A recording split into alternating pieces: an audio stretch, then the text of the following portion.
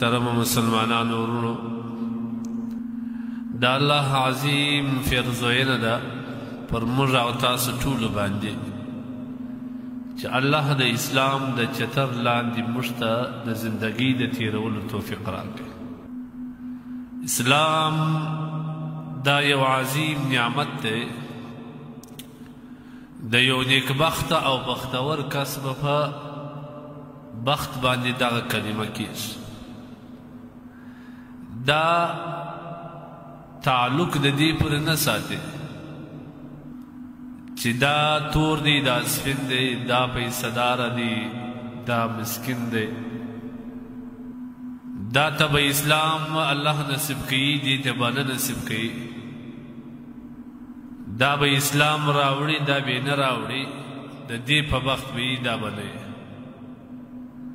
بلکې دا د الله د لوري یو پیرزوینه ده چې پر چا اوس موږ تاسو په هر لمانځه وروسته باید دا دعا ووایي: رضیت بالله ربا وبالاسلام دینا وبمحمد صلی الله تعالی علیه وسلم نبی و رسولا. او هر لمانځه وروسته پر خپل دین اسلام باندې حمد ادا چې خدایه که په دغه شکل کې په دغه صورت کې زه خدای نه خواسته کافر وای، ستا د وحدانیت څخه منکر وای، هم به ما ګزاره کولی، پر ما به دغه شپه و ورځ تېرېدلی. خو به صرف فرق یې دا و چې په هغه وخت کې به په دنیا کې در ما بدبخته کس نه وای. اوس مې اسلام راوړی دی، کلمه مې ویلې ده، په کورنۍ کې د مسلمان پیدا سوی یم، په ملک کې د مسلمان یم، په معاشره کې د مسلمان یم. خدای تعالی دې حمد دی. در موږ ډېر ښه ځوانان سته.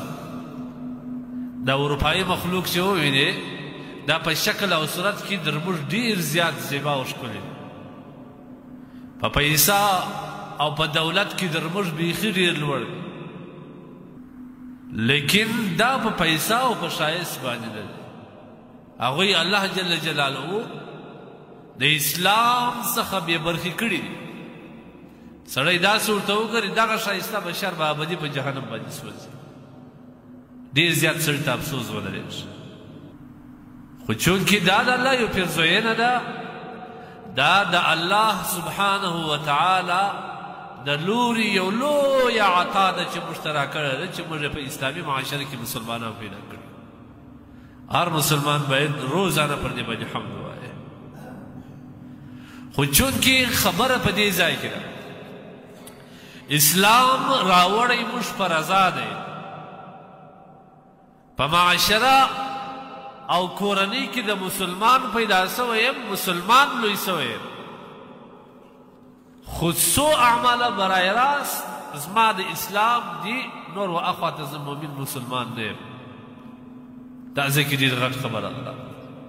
لمونځ کوم، لمونځ علامه د مسلمان ده. روژه نیسم، دا مې هم د مسلمان علامه ده. زکات ورکوم، دا مې هم د اسلام او د مسلمان علامه. حج ته هم ځم، پیسې مصرفوم، لیکن زما کردار، کاروبار، کړنه، زندګي د زړو امراضو ته سړی وګوري، دا به وایي چې یاره دا په اسلام کې یوه ورځ هم نه دی تېره کړې. ما ته مخکې یو واقعه وویل، هندوستان کې یو کس هندو دی، دا د رسول الله صلی الله علیه وسلم سنت یې ډېر ښه مطالعه کړی، بهترینه مطالعه کړی. دی راولاړ سو، د نبي علیه الصلاة وسلام پر سیرت او زندګي یو کتاب ولیکئ. دا دومره بهترین کتاب دی که یې څوک وګوري، مطالعه یې کړي، د ټول سیرت تنده یې په خړوبه کېږي، تنده پرې ماتېږي.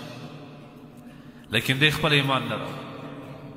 وایي دې هندو ته یو چا وویل ته ایمان ولې نه راوړې؟ تا د سیرت داسې کتاب لیکلی دی چې مسلمان یې وګوري دغه تنده پر ماتېږي، او ته یې هندو کتاب دی د سیرت لیکلی دی، د رسول الله صلی الله علیه وسلم ټوله زندګي دی بیان کړې ده، او په ډېر رښتوني حالت کې دی بیان کړی، درواغ دې هم نه دي وایي. ته ایمان ولې نه راوړې؟ ول دی تعجب وکړ. ول کله چې زه سیرت وګورم، مطالعه یې کوم، زړه مې دا غواړي چې په دغه منټ کې مې دننه اسلام قبول کړی. خو کله چې د باندې راووځم بازار ته ووځم کاروباري تجارتي مارکیټو ته ووځم هلته د مسلمان کړنې ته وګورم دا مې زړه غواړي چې په زندګي کلمې ته ورنږدې لاړ شي